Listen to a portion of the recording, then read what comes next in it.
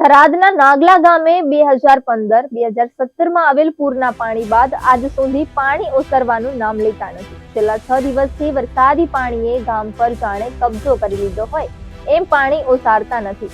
ગામમાં પાણી ભરાઈ જતા ગ્રામજનોને ભારે હાલાકી ભોગવવી પડી રહી છે. થરાદ પંથકમાં સતત છેલ્લા કેટલાક દિવસોથી વરસાદ વરસી રહ્યો છે, જેમાં વરસાદી પાણીનો ભરાવો થતા ગામ આખું પાણી થઈ ગયું છે.